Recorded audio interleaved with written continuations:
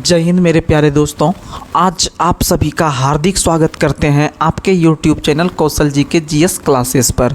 आप सभी को पता होगा कि हम लोग जो है कि हम लोग जो है कि इतना बेहतरीन क्लास कर रहे हैं जो कि आपको लगभग ग्रुप डिस्कशन अगर देखें कि यूट्यूब पे नंबर 1 ग्रुप डिस्कशन चल रहा है, ठीक है। और हम लोग प्रतिदिन रात के 11 बजे लाइव आते हैं और रात के प्रतिदिन 11 बजे लाइव आते हैं। उसमें हम लोग जीके, जीएस, करंट अफेयर्स वगैरह, साइंस वगैरह बिल्कुल सभी चीज़ अच्छे तरीके से करते हैं। तो चलिए बिना कोई समय गवाए आज हम ये लूसेंट सीरीज का आगे बढ़ा रहे हैं। और लूसेंट सीरीज में आपको जो है कि विविध को अभी हम कवर कर रहे हैं और जो आपको हिस्ट्री है उसको भी कवर कर रहे हैं और साइंस को भी देखेंगे, करंट अफेयर्स को भी देखेंगे। यानी मिला जुला के लगभग आपका जो चल रहा है वह मिक्स सेट चल रहा है, लेकिन यह आपका लूसेंट सीरीज के तहत ही चल रहा है। याद रखिएगा किसके तहत? लूसेंट सीरीज के तहत ही चल रहा है। लूसेंट सीरीज के तहत ही चल रहा है, याद रखिएगा, ठीक है। तो चलिए आज का हम सेशन का शुरुआत करते हैं जो कि आपका बहुत ही आपको लाभदायक होगा। आप सभी अभी त्यौहार मना रहे होंगे अपने परिवार के साथ और इसी तरह से आप लोग त्यौहार मना के फिर से लग जाइएगा अपने पढ़ाई को अंतिम मंजिल तक पहुंचाने के लिए। और अगले बार जो दीपावली होगा वो एक सरकारी जॉब के साथ दीपावली पूरा परिवार मनाएंगे, ठीक है। तो चलिए सबसे पहले आज का मोटिवेशनल क्वाइट। लहरों को शांत देखकर ये ना समझना, लहरों को शांत देखकर ये ना समझना कि समंदर में रवानी नहीं है। जब भी उठेंगे तो तूफान बनकर उठेंगे। और याद रखिएगा कि जो मेरी सफलता का जो आप नाकामयाबी के सफलता का जो इंतजार कर रहे हैं उनके मुंह पे जबरदस्त तमाचा जो है कि लगने वाला है। तो चलिए इसी के साथ आज मां सरस्वती का नाम लेके आज का सेशन का हम शुरुआत करते हैं। सबसे पहले करंट अफेयर से। जो भी करंट अफेयर्स हम शुरू किए हैं आपको कल से, तो करंट अफेयर जो हम सिलेबस देते हैं टेलीग्राम के यूट्यूब चैनल टेलीग्राम चैनल पे, और इसका लिंक यूट्यूब के डिस्क्रिप्शन में मिल जाएगा। आप लोग वहां से जो है कि क्लिक करके आप लोग ज्वाइन कर सकते हैं, ठीक है। वहां पर आपको रात के 10 बजे जो है कि आपको मिल जाता है सिलेबस और आप लोग उसको 1-2 बार पढ़िए और फिर आप हमारे ग्रुप डिस्कशन का मजा उठाइए। चलिए आज का पहला सवाल है कि कुवेंपु राष्ट्रीय पुरस्कार हाल ही में किस व्यक्ति को दिया गया? कुवेंपु राष्ट्रीय पुरस्कार 2023 किस व्यक्ति को मिला? तो आप लोग याद रखिएगा शीर्षेंदु मुखोपाध्याय को याद रखिएगा कुवेंपु राष्ट्रीय पुरस्कार मिला है। कुवेंपु राष्ट्रीय पुरस्कार शीर्षेंदु मुखोपाध्याय को मिला है, याद रखिएगा।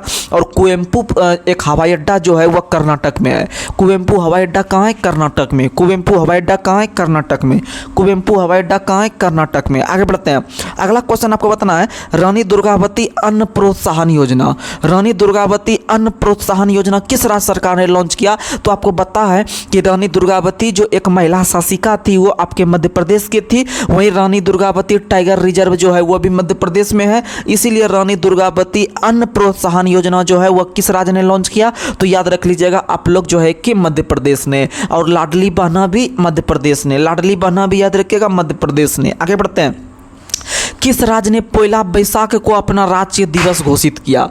पोयला बैसाख आपको पता है, अगर आपसे क्वेश्चन पूछेगा बैसाखी उत्सव तो बैसाखी उत्सव पंजाब ने, लेकिन पोयला बैसाख पूछेगा पोयला बैसाख मारिएगा पश्चिम बंगाल। पौसे पोयला पौसे पश्चिम बंगाल, पौसे पोयला पौसे पश्चिम बंगाल, पौसे पोयला पौसे पश्चिम बंगाल। आगे बढ़ते हैं। दुर्घटना हॉटस्पॉट को मैप करने वाला भारत का पहला राज्य कौन बना? आपको पता है कि नरेंद्र मोदी के काफिला को पंजाब में रोक लिया गया था और वहां पर दुर्घटना करा दिया गया था। इसका मतलब दुर्घटना का जो हॉटस्पॉट क्षेत्र था उसको मैप किया, यानी दुर्घटना हॉटस्पॉट को मैप करने वाला जो भारत का जो पहला शहर या राज्य बना, याद रखिएगा पंजाब बना। कौन बना? पंजाब। आगे बढ़ते हैं। अगला क्वेश्चन आप लोग को बताना है कि हाल ही में आई सूचना के अनुसार भारत सरकार किस देश में भारत पार्क बनाने की योजना बना रहा है? भारत पार्क बनाने की योजना यूएई में बन रहा है। कहाँ में बन रहा है? यूएई में। भारत पार्क बनाने की योजना कहाँ बन रहा है? तो भारत पार्क बनाने की योजना जो बन रहा है वह यूएई में बन रहा है। कहाँ में बन रहा है? यूएई में बन रहा है, याद रखिएगा। और यूएई में ही बीएपीएस हिंदू मंदिर का उद्घाटन किया गया है। बीएपीएस हिंदू मंदिर का उद्घाटन भी कहाँ किया गया है? याद रखिएगा यूएई में। कहाँ में किया गया है? यूएई में किया गया, याद रखिएगा। आगे बढ़ते हैं। और इस बार जो आप लोग को पता है कि महिला T20 वर्ल्ड कप जो हुआ है, जो कि आपका न्यूजीलैंड ने जीता है दक्षिण अफ्रीका को हरा के, वह भी यूएई में हुआ था, याद रखिएगा। आगे बढ़ते हैं। अगला क्वेश्चन है कि डोंगरिया कोंद सौल को जीआई टैग मिला है किस राज्य का? तो उड़ीसा का। आपको कल हम बताए थे कादियाल साड़ी को जीआई टैग जो मिला था वो पश्चिम बंगाल का था, जो कि ममता बनर्जी ने पहनती है। लेकिन आपको हम यह भी याद करवाए अभी तुरंत कि डोंगरिया कोंद जनजाति उड़ीसा में मिलती है और कंदमाल हल्दी भी उड़ीसा में मिलती है। तो याद रखिएगा कि डोंगरिया कोंद सौल को जो जीआई टैग मिला है वह उड़ीसा में, और उड़ीसा के कंदमाल हल्दी को भी जीआई टैग मिला है, और उड़ीसा के रेड आंट चटनी को भी जीआई टैग मिला है। उड़ीसा के रेड आंट चटनी को भी जीआई टैग मिला है। और जो भी आपको क्वेश्चन बोल रहे हैं वो बिल्कुल एग्जाम के व्यू से बिल्कुल आपको परफेक्ट बता रहे हैं, बिल्कुल उसी के सटीक बता रहे हैं, बिल्कुल जो आपको एग्जाम में आने वाला है उसी लेवल से आपको बता रहे हैं। आगे बढ़ते हैं। अगला क्वेश्चन बताना है कि महिलाओं के लिए शीर्ष शहर 2023 सूचकांक में कौन सा शहर शीर्ष पे रहा। तो महिलाओं के लिए सबसे शीर्ष शहर जो रहा वो चेन्नई रहा। कौन रहा? चेन्नई। महिलाओं के लिए सबसे शीर्ष शहर कौन सा रहा? याद रखिएगा चेन्नई। और रहने के दृष्टिकोण से सबसे शीर्ष शहर जो रहा भारत का वह बेंगलोर रहा। कौन रहा? भारत का बेंगलोर रहा। आगे बढ़ते हैं। अगला क्वेश्चन आप लोग को बताना है कि गुणोत्सव 2024 का आयोजन किस राज्य सरकार के द्वारा किया गया। तो गुणोत्सव 100 आ रहा है, असम में भी 100 आ रहा है। गुणोत्सव असम, गुणोत्सव असम, गुणोत्सव असम। और असम में बताए थे चंदुम्बी महोत्सव। कौन सा महोत्सव? चंदुम्बी महोत्सव भी कहाँ होता है? याद रखिएगा असम में होता है। कहाँ होता है? असम में। आगे बढ़ते हैं। अगला क्वेश्चन आप लोग बताइएगा, हाल ही में एनएचपीसी के द्वारा किस राज्य में कुप्पा हाइड्रो स्टोरेज परियोजना। तो कुप्पा हाइड्रो स्टोरेज परियोजना का उद्घाटन गुजरात में किया गया। कहाँ किया गया? गुजरात में। किसके द्वारा? एनएचपीसी के द्वारा। और गुजरात में ही 108 स्थान पर जो है कि सूर्य नमस्कार करके वर्ल्ड गिनीज रिकॉर्ड बनाया गया। आगे बढ़ते हैं। अगला question, puberty athlete of the year 2023 किसे चुना गया? विराट कोहली को। किसे चुना गया? विराट कोहली को। आगे बढ़ते हैं। अगला क्वेश्चन है, किस व्यक्ति के द्वारा पंचायत से संसद तक कार्यक्रम शुरू किया गया? पंचायत से संसद तक कार्यक्रम शुरू किया गया किस व्यक्ति के द्वारा? तो आपको पता है भारत के अंदर में पंचायती राज व्यवस्था को लागू करने वाला पहला राज्य राजस्थान बना था। आपको जुगाड़ दे रहे हैं, हमको कैसे याद रहेगा कि पंचायत से संसद तक कार्यक्रम किसने लॉन्च किया? हमको कैसे याद रहेगा? तो आप लोग को जुगाड़ देते हैं, जुगाड़ से याद रखिएगा। आप लोग को पता है कि भारत के अंदर में पंचायती राज व्यवस्था लागू करने वाला भारत का पहला राज्य जो बना था वो आपका कौन बना था? तो आप लोग को पता था वो आपका राजस्थान बना था। और राजस्थान के याद रखेगा कोटा लोकसभा क्षेत्र से या बूंदी से जो है आपके ओम बिरला है, और ओम बिरला के द्वारा ही पंचायत से संसद तक कार्यक्रम शुरू किया गया है। और ओम बिरला वर्तमान में लोकसभा अध्यक्ष हैं 18वें नंबर के। कितने नंबर के? 18वें नंबर के। आगे बढ़ते हैं। अगला क्वेश्चन आप लोग को बताना है कि किस व्यक्ति के द्वारा पृथ्वी विज्ञान योजना का अनावरण किया गया। तो पृथ्वी विज्ञान योजना का अनावरण जो किया गया वह नरेंद्र मोदी के द्वारा। किसके द्वारा? नरेंद्र मोदी के द्वारा। आगे बढ़ते हैं। अगला क्वेश्चन, किस व्यक्ति के द्वारा जल प्रबंधन के लिए CII राष्ट्रीय पुरस्कार जीता है? तो याद रखिएगा हीरो मोटोकॉर्प, यानी जल प्रबंधन के लिए जो राष्ट्रीय पुरस्कार जीता है वह किसने? तो हीरो मोटोकॉर्प ने। कौन जीता है? Hero MotoCorp. आगे बढ़ते हैं। अगला क्वेश्चन बताना है, अंतरिक्ष में बिजली पैदा करने के लिए ईंधन सेल का सफल परीक्षण किसने किया है? अपना इसरो ने। अपना इसरो ने याद रखिएगा बिजली पैदा कर रहा है अंतरिक्ष में। ठीक है। और इसरो के वर्तमान अध्यक्ष कौन है? याद रखिएगा एस सोमनाथ। कौन है? एस सोमनाथ है, याद रखिएगा। आगे बढ़ते हैं। किस व्यक्ति ने अधिकांश भाषाओं में गायन का विश्व रिकॉर्ड बनाया? तो अधिकांश भाषा में जो गायन का जो विश्व रिकॉर्ड बनाया है याद रखिएगा वो सतीश नाम के व्यक्ति ने। किस नाम के व्यक्ति ने? सतीश नाम के व्यक्ति ने याद रखिएगा आपका जो है कि गायन का विश्व रिकॉर्ड बनाया है। आगे बढ़ते हैं। अगला क्वेश्चन है, इंटरनेशनल पर्पल फेस्टिवल का आयोजन कहाँ किया गया? तो पर्पल फेस्टिवल का आयोजन गोवा में किया गया। पर्पल फेस्टिवल का आयोजन कहाँ किया गया? तो गोवा में। और गोवा में बताए थे आपको जो कदम्ब जो है कि शिलालेख का खोज हुआ है, वहीं गिरी आधार का खोज हुआ है। वहीं पर याद रखिएगा आपको एक और चीज़ बताए थे, लाइट हाउस। क्या बताए थे? Light house. ठीक है। लाइट हाउस उत्सव जो है वह गोवा में हुआ है। ऐसे लाइट हाउस उड़ीसा में भी है, लेकिन लाइट हाउस उत्सव जो है वह आपका गोवा में भी मनाया गया है। आगे बढ़ते हैं। भारत के सबसे बुजुर्ग स्लॉथ भालू बबलू का किस चिड़ियाघर में निधन हुआ? तो याद रखिएगा भौसे भालू भौसे भोपाल, भौसे भालू भौसे भोपाल, भौसे भालू भौसे भोपाल। और याद रखिएगा आपका बबलू नाम का था। किस नाम का? बबलू नाम का। आगे बढ़ते हैं। अगला क्वेश्चन है, श्रीलंका के पर्यटन स्रोत के रूप में शीर्ष पर कौन सा देश रहा? तो श्रीलंका के पर्यटन स्रोत के रूप में शीर्ष पर रहा भारत। कौन रहा? भारत। याद रखिएगा। आगे बढ़ते हैं। और भारत के अंदर में आप लोग को पता है कि सबसे अधिक जो पर्यटक आते हैं घूमने के लिए वो तमिलनाडु आते हैं। कहाँ आते हैं? तमिलनाडु आते हैं। याद रखिएगा। आगे बढ़ते हैं। अगला क्वेश्चन है कि देश की पहली स्वस्थ और स्वच्छ फूड स्ट्रीट प्रसादम का उद्घाटन कहाँ किया गया? तो आपको पता है कि नरेंद्र मोदी मोदी ने जो है कि शिवराज सिंह चौहान को मध्य प्रदेश का मुख्यमंत्री न बना के उनको केंद्र में बैठा दिया। इसका मतलब उनको प्रसाद के रूप में मोदी जी खा गए, मुख्यमंत्री पद नहीं दिए।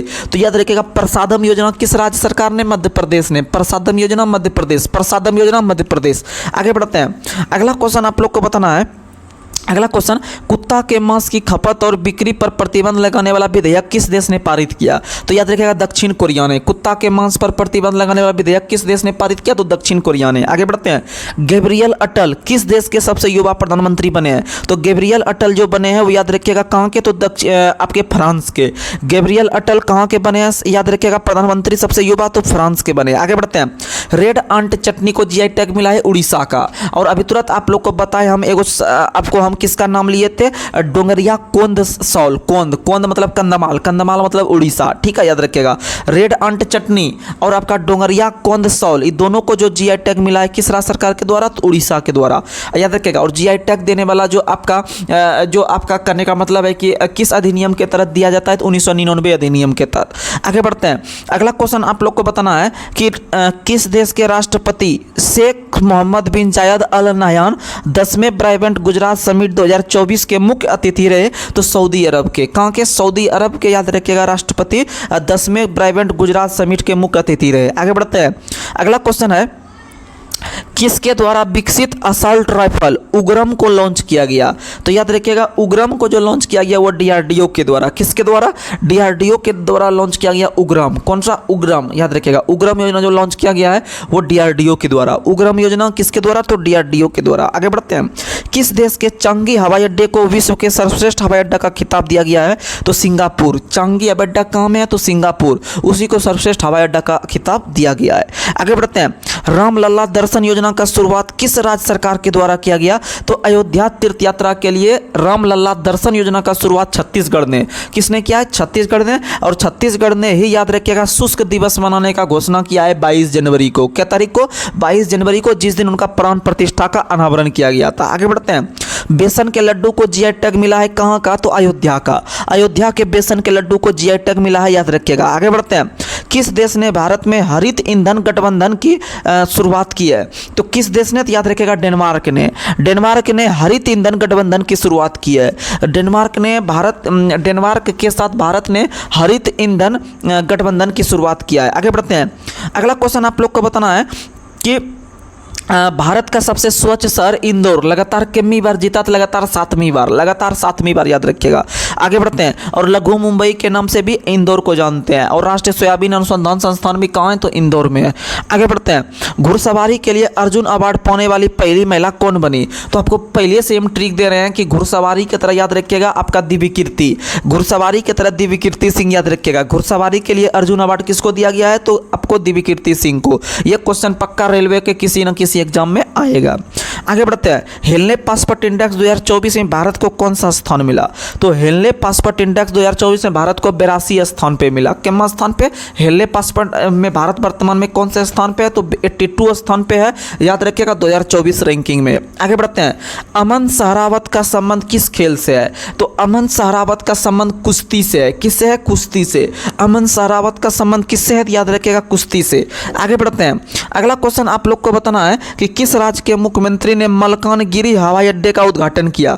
तो मलकानगिरी हवाई अड्डे का जो उद्घाटन किया गया उड़ीसा सरकार के द्वारा। किसके द्वारा? उड़ीसा सरकार के द्वारा मलकानगिरी हवाई अड्डा का उद्घाटन किया गया, याद रखने का प्रयास कीजिएगा। चलिए हम लोग अब साइंस का क्वेश्चन लेते हैं जो कि हम कल के सिलेबस में दिए थे।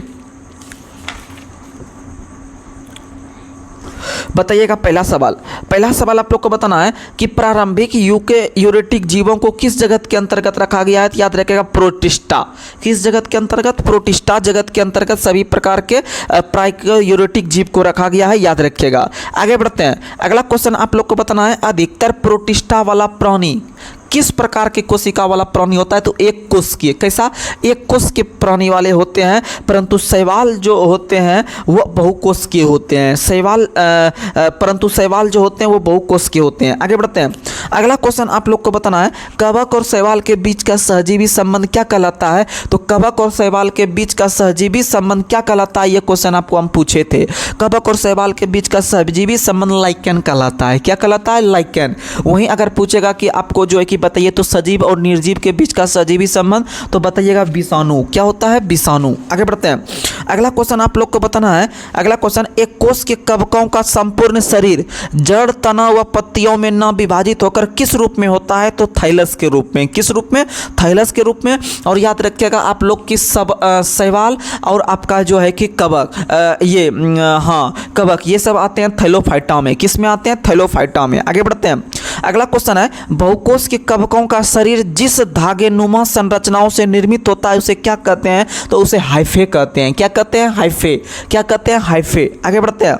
अगला क्वेश्चन आप लोग को बताना है, पोषण के आधार पर कवकों के कितने प्रकार हैं? तो पोषण के आधार पर कवक के 3 प्रकार हैं। पोषण के आधार पर कवक के कितने प्रकार होते हैं? तो 3 प्रकार होते हैं, जिसमें से सहजीवी कवक, परजीवी कवक और मृतजोपी कवक। आगे बढ़ते हैं। अगला क्वेश्चन आप लोग को बताना है।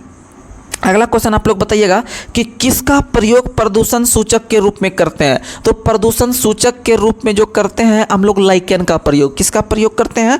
तो याद रखिएगा लाइकेन का प्रयोग, जो कि बहुत अच्छा क्वेश्चन है। आगे बढ़ते हैं। अगला क्वेश्चन बताना है, सभी प्रकार के पुष्पी पादप, सभी प्रकार के पुष्प या फूल वाले जो पौधे आते हैं किस में आते हैं? तो आवृत बीजी में। सभी प्रकार के फूल वाले जो आते हैं आवृत बीजी में, या उसी को कहते हैं एंजियोस्पर्म। क्या कहते हैं? एंजियोस्पर्म। आगे बढ़ते हैं। जापान में खाने के लिए जो प्रयोग किया जाता है शैवाल, उसका नाम क्या है? तो जापान में खाने के लिए जो प्रयोग किया जाता है शैवाल, उसका नाम है अलुआ। क्या नाम है? अलुआ। क्या नाम है? अलुआ। अलुआ या पोरफायरा। अलुआ या पोरफायरा नाम का जो शैवाल है उसका प्रयोग जापान के लोग खाने में करते हैं। ठीक है, आगे बढ़ते हैं। जापान में कृत्रिम ऊन में प्रयोग किया जाने वाला शैवाल का नाम क्या है? तो जापान में कृत्रिम ऊन के लिए प्रयोग किया जाने वाला शैवाल का नाम है सारगासम। क्या नाम है? सारगासम। कहाँ है? सारगासम, याद रखिएगा। आगे बढ़ते हैं। अगला क्वेश्चन है, लाल शैवाल किससे प्राप्त होता है? तो याद रखिएगा लाल शैवाल से जो प्राप्त होता है अगर क्या प्राप्त होता है? अगर बहुत फेमस क्वेश्चन है। अगर किससे प्राप्त होता है? तो याद रखिएगा लाल शैवाल से। और शैवाल का अध्ययन क्या कहलाता है? तो फाइकोलॉजी। शैवाल का अध्ययन फाइकोलॉजी और कवक का अध्ययन माइकोलॉजी। कवक का अध्ययन माइकोलॉजी और कवक और शैवाल के बीच का सजीवी संबंध हेलोटिज्म कहलाता है, या फिर आप बोल सकते हैं लाइकेन भी। ठीक है, आगे बढ़ते हैं।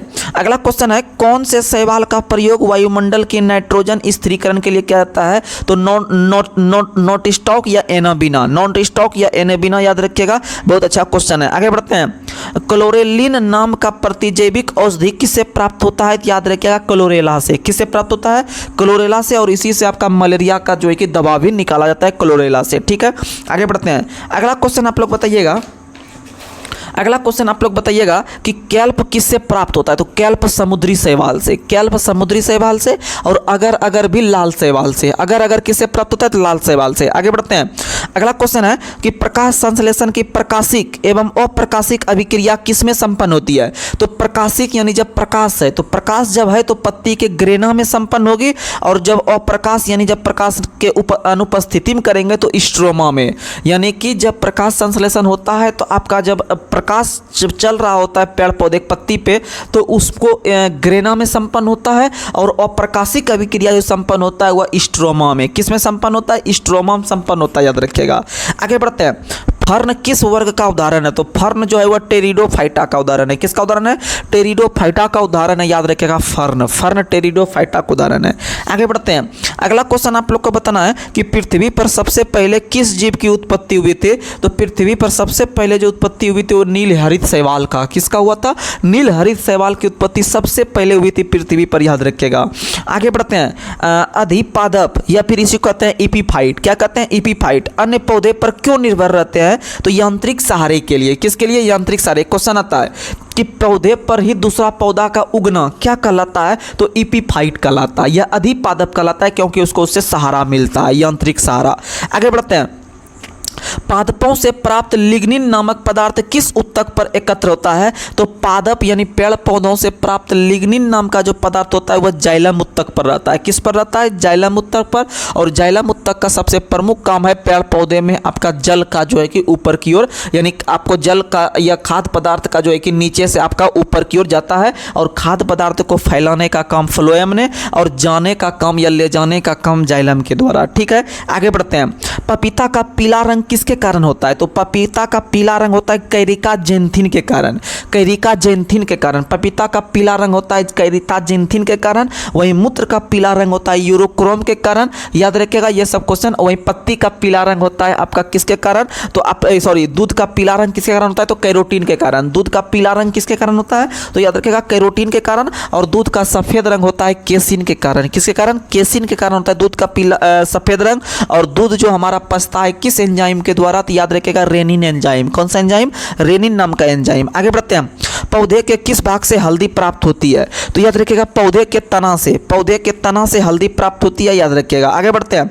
किस शैवाल से आयोडीन का निर्माण होता है? तो याद रखिएगा लेमिनेरिया, लेमिनेरिया नाम के शैवाल से आपका आयोडीन प्राप्त होता है। और याद रखिएगा आपका याद रखिएगा आयोडीन का परमाणु संख्या जो होता है वह 53 होता है। कितना होता है भैया? 53 होता है। और आयोडीन जो प्राप्त होता है वह समुद्री खरपतवार से प्राप्त होता है, याद रखिएगा। और इसे हम लोग भूरा शैवाल के नाम से भी जानते हैं, लेमिनेरिया को भूरा शैवाल के नाम से भी जानते हैं। और यह इसी से आपका आयोडीन प्राप्त होता है। आगे बढ़ते हैं। कुनैन किस पादप की छाल से प्राप्त होती है? तो कुनैन जो होती है वह सिनकोना की छाल से। किससे प्राप्त होती है? सिनकोना की छाल से प्राप्त होती है कुनैन। आगे बढ़ते हैं। पौधे में सूखा सहिष्णुता से संबंधित हार्मोन कौन सा है? सूखा सहिष्णुता यानी उसको रोकता है, पेड़ पौधे को बढ़ने नहीं देता है।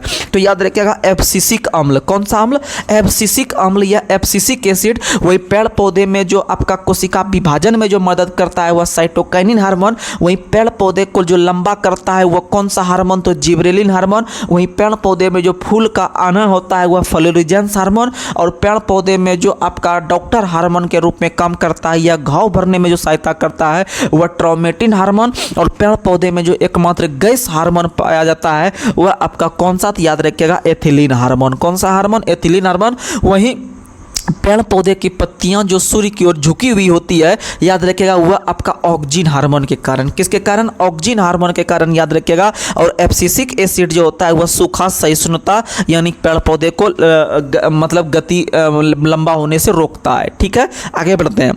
अगला क्वेश्चन आप लोग को बताना है, एक कोष के सुनहरे पीले शैवाल को क्या कहते हैं? तो एक कोष के सुनहरे पीले शैवाल को डाइटम कहते हैं। क्या कहते हैं? डाइटम कहते हैं। क्या कहते हैं? डाइटम कहते हैं। आगे बढ़ते हैं। बजड़ी तथा रेत में उगने वाले पौधे को क्या कहते हैं? यानी रेत यानी बालू, बालू या फिर मरुस्थल में उगने वाले पौधे को रेत में उगने वाले पौधे को सेमोफाइट कहते हैं। क्या कहते हैं? सेमोफाइट कहते हैं, याद रखिएगा। आगे बढ़ते हैं। अगला क्वेश्चन आप लोग को बताना है, पुष्पी पौधे को किस वर्ग में रखा गया? तो पुष्पी यानी जिसमें फूल आता है वो फेंड्रोगैम्स में। किसमें? फेंड्रोगैम्स में। और अपुष्पी पौधे को क्रिप्टोगैम में। अपुष्पी पौधे को किस में रखते हैं? तो क्रिप्टोगैम्स में। ठीक है, यानी पुष्पी यानी प से पुष्पा या फिर पुष्पी उसी को फ समझ लेना, यानी फेंड्रोगैम्स में। और अपुष्पी पौधे को क्रिप्टोगैम में। ठीक है, आगे बढ़ते हैं। अगला क्वेश्चन आप लोग को बताना है, जिन पौधे पर बीज बनते हैं किंतु पुष्प नहीं लगते उसे क्या कहते हैं? तो उसे नग्न बीजी या फिर उनको अनावृत बीजी के नाम से या जिम्नोस्पर्म के नाम से भी जानते हैं।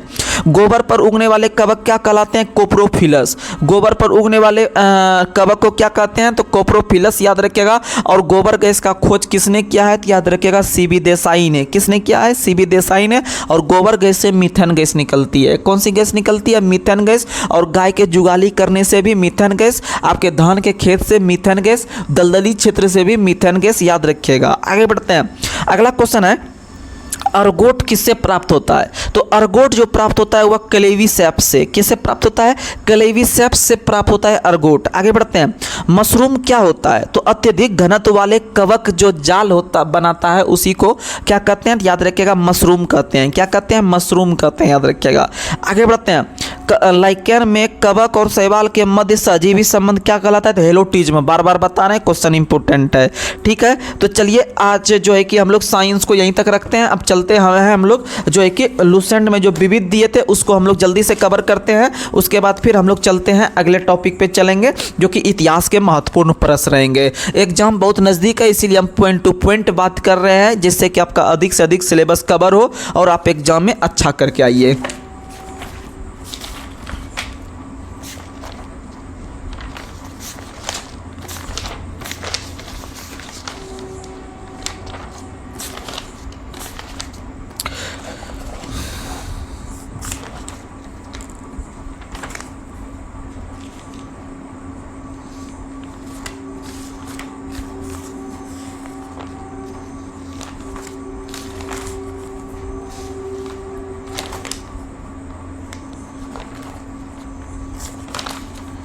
चलिए हम लोग आगे बढ़ते हैं।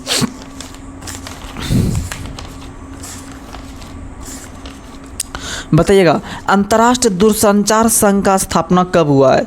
अंतर्राष्ट्रीय नहीं, ये था संयुक्त राष्ट्र संघ। हाँ, इनको देते, इनको पढ़ते हैं। संयुक्त राष्ट्र संघ दिए थे, क्या दिए थे बताइएगा कि अंतर्राष्ट्रीय दूरसंचार संघ का मुख्यालय कहाँ है? तो अंतर्राष्ट्रीय दूरसंचार संघ का मुख्यालय जो है वह जेनेवा में है। कहाँ में है? जेनेवा में। अंतर्राष्ट्रीय दूरसंचार संघ का जो मुख्यालय है वह कहाँ में है? जेनेवा में।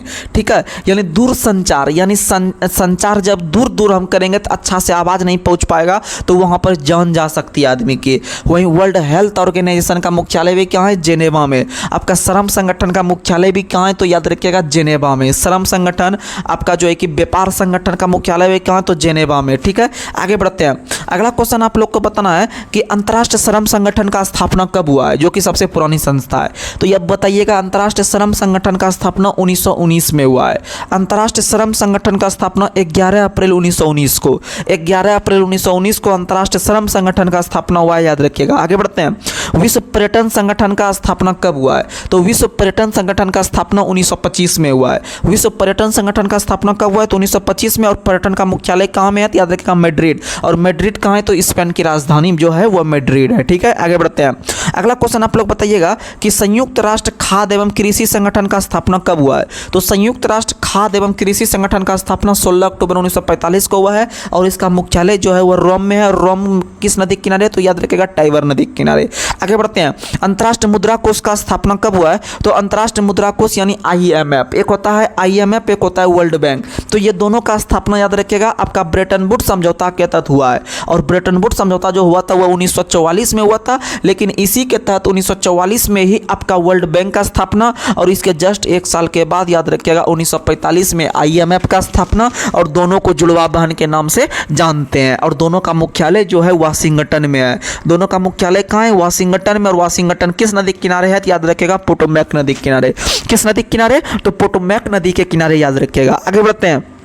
अगला क्वेश्चन है कि यूनेस्को का मुख्यालय कहाँ है? तो यूनेस्को का मुख्यालय पेरिस में है। यूनेस्को का मुख्यालय कहाँ है? याद रखिएगा पेरिस में। और आपका यूनिसेफ का मुख्यालय कहाँ है? तो न्यूयॉर्क में। यूनिसेफ का मुख्यालय न्यूयॉर्क में है और यूनेस्को का मुख्यालय कहाँ है? तो पेरिस में। यूनेस्को का मुख्यालय कहाँ है? पेरिस में। और यूनेस्को का स्थापना 1945 में हुआ है और यूनिसेफ का मुख्यालय 1946 में हुआ है। हम जुगाड़ दे चुके हैं, हम जुगाड़ इस पर ज़्यादा बात नहीं करेंगे क्योंकि आपको एग्जाम नज़दीक है, तो हम पॉइंट टू पॉइंट बात करेंगे, बस याद करते चलिएगा। बताइएगा आप लोग अंतर्राष्ट्रीय सामुद्रिक व्यापार संगठन का मुख्यालय कहाँ है? तो अंतर्राष्ट्रीय सामुद्रिक व्यापार संगठन का जो मुख्यालय है वो लंदन में है, जिसको हम लोग WMO कहते हैं। क्या कहते हैं? WMO, याद रखिएगा। विश्व सामुद्रिक व्यापार संगठन जिसका स्थापना 1958 में हुआ था, इसका मुख्यालय लंदन में है।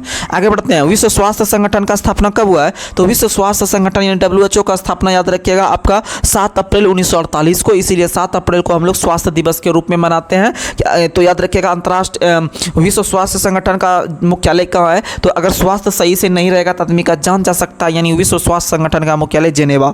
आगे बढ़ते हैं। अगला क्वेश्चन आप लोग को बताना है कि विश्व बौद्धिक संपदा संगठन का मुख्यालय कहाँ है? तो बौद्धिक यानी अगर बुद्धि नहीं रहेगा तो जान जा सकती है, यानी कि बौद्धिक संपदा संगठन का मुख्यालय भी कहाँ है? तो याद रखिएगा जेनेवा। ठीक है, आगे बढ़ते हैं।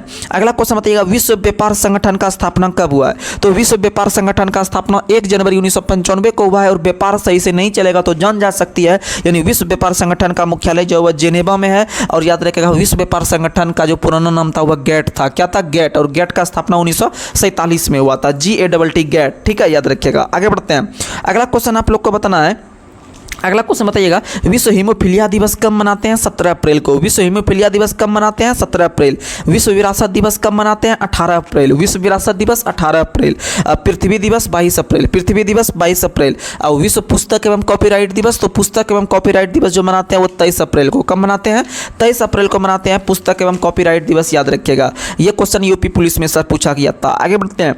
विश्व प्रेस स्वतंत्रता दिवस कब मनाते हैं? 3 मई। प्रेस स्वतंत्रता दिवस 3 मई। प्रेस स्वतंत्रता दिवस कब मनाते हैं? तो 3 मई को। आगे बढ़ते हैं, विश्व प्रवासी पक्षी दिवस कब मनाते हैं? 8 मई। और रेड क्रॉस दिवस भी 8 मई। और रेड क्रॉस का स्थापना 1863 में, याद रखिएगा, आपका 8 मई के दिन हेनरी ड्यूनेंट के द्वारा ही किया गया था। आगे बढ़ते हैं, राष्ट्र प्रौद्योगिकी दिवस कब मनाते हैं? ये टेक्नोलॉजी डे 11 मई को। कब मनाते हैं टेक्नोलॉजी डे?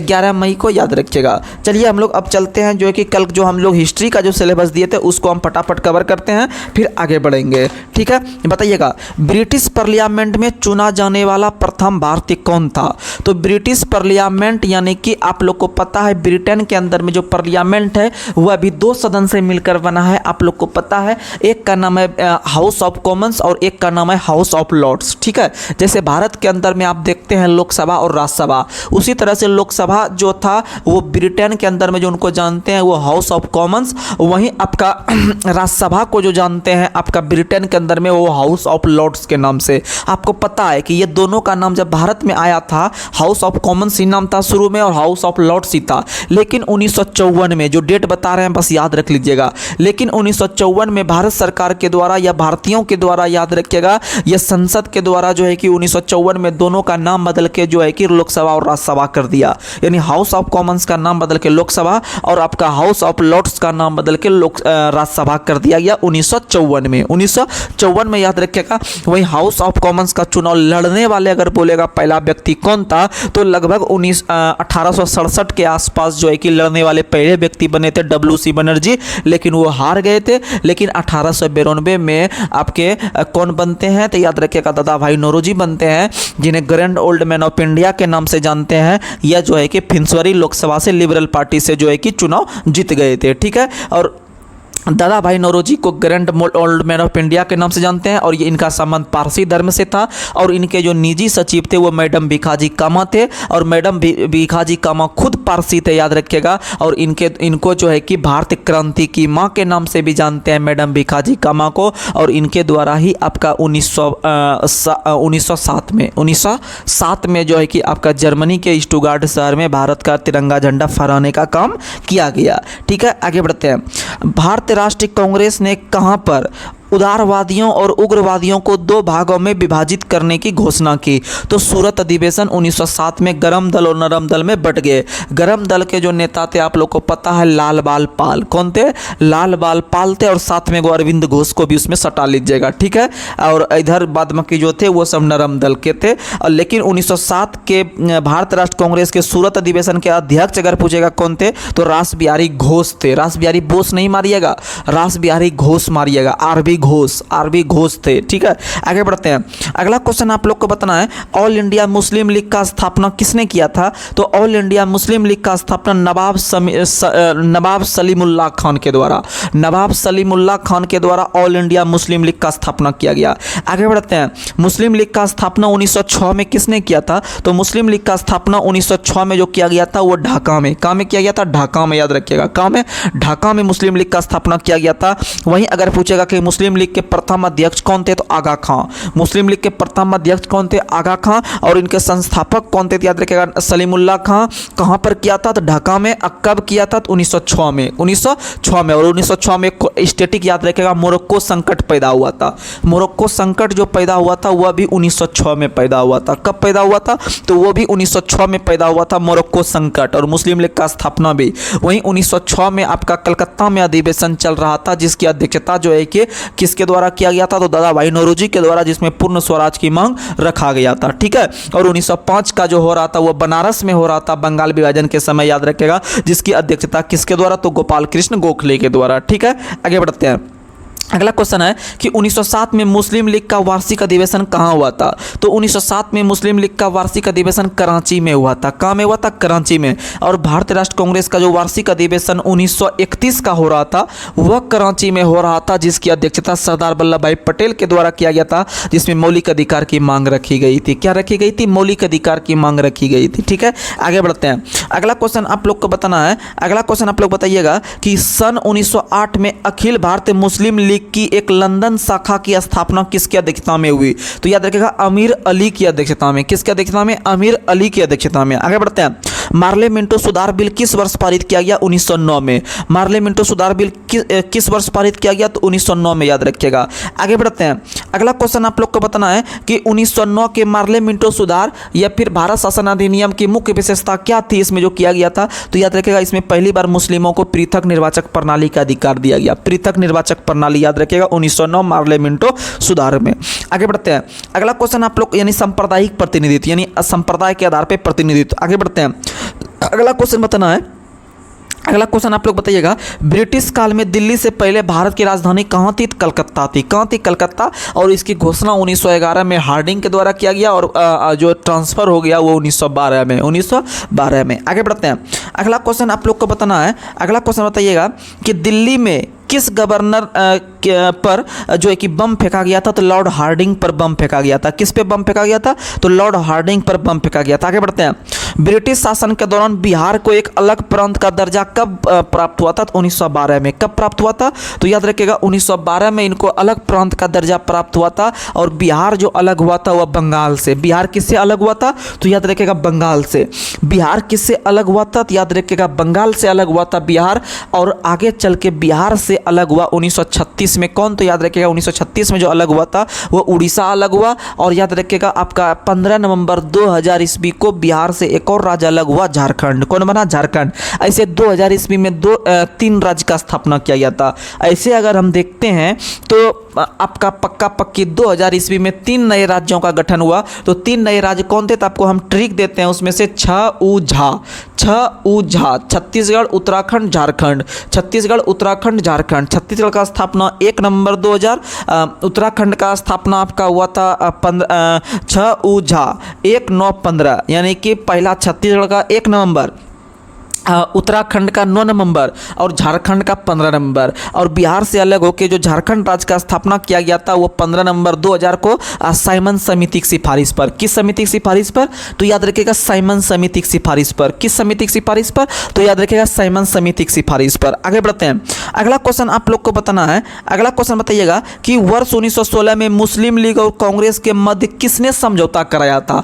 तो आप लोग को पता है कि 1916 का कांग्रेस का अधिवेशन जो हो रहा था वो हो रहा था लखनऊ में। कहां में हो रहा था 1916 का वार्षिक अधिवेशन कांग्रेस का? तो वो लखनऊ में हो रहा था, जिसकी अध्यक्षता कौन कर रहे थे? तो अंबिका चरण मजूमदार जी कर रहे थे। कौन कर रहे थे? अंबिका चरण मजूमदार कर रहे थे, याद रखिएगा। और यानी कि आप लोग को पता है अंबिका चरण मजूमदार 1916 में लखनऊ अधिवेशन की अध्यक्षता किए थे। और इसी के काल में याद रखिएगा, आपका मुस्लिम लीग और कांग्रेस के मध्य जो है कि सुलह हुआ। क्या हुआ? सुलह यानी 16 में। सुलह यानी 16 में, यानी 1916। किसके द्वारा? तो अंबिका चरण मजूमदार के द्वारा, याद रखिएगा। लेकिन ये आपका समझौता करवाया किसने था? तो बाल गंगाधर तिलक ने। किसने करवाया था? बाल गंगाधर तिलक ने समझौता करवाया था, याद रखिएगा। आगे बढ़ते हैं। अगला क्वेश्चन आप लोग को बताना है। अगला क्वेश्चन आप लोग बताइएगा कि कांग्रेस में प्रथम बार मुस्लिम समुदाय के लिए पृथक निर्वाचक प्रणाली कब स्वीकार किया गया? तो जो स्वीकार किया गया 1916 में। दिया गया था 1909 में, लेकिन इसको पहली बार जो स्वीकार किया कांग्रेस के द्वारा 1916 में, याद रखिएगा, लखनऊ अधिवेशन में। आगे बढ़ते हैं। इंडियन नेशनल कांग्रेस यानी भारत राष्ट्र कांग्रेस और मुस्लिम लीग के बीच मतैक्य का काल क्या था? मतैक्य का काल क्या था? तो 1916 से 1922। 1916 से 1922 के बीच का काल जो है वह भारत राष्ट्र कांग्रेस और मुस्लिम लीग के बीच मतैक्य का काल कहलाता है। कौन सा काल कहलाता है? मतैक्य का काल। आगे बढ़ते हैं। अगला क्वेश्चन आप लोग को बताना है, महात्मा गांधी पहली बार चंपारण के किसानों की समस्याओं से अवगत कराए गए थे किस अधिवेशन के तहत? तो 1916 के लखनऊ अधिवेशन के तहत, याद रखिएगा। और अगले वर्ष 1917 में महात्मा गांधी बिहार के चंपारण की धरती पर कदम रखे और वहीं से उन्होंने अपने पहले आंदोलन का शुरुआत करवाया, याद रखिएगा। अगर ऐसे देखते हैं, महात्मा गांधी का पहला भारत के अंदर में क्या था? तो चंपारण सत्याग्रह। उसके बाद फिर आपका अहमदाबाद मिल स्ट्राइक जो 1918 में हुआ था। और उसके बाद तीसरा कौन सा था? तो तीसरा आपका 1918 में ही खेड़ा सत्याग्रह था। कौन सा था? तो 1918 में ही खेड़ा सत्याग्रह था, याद रखिएगा। वहीं अगर पूछेगा कि महात्मा गांधी का पहला भूख हड़ताल कौन सा था?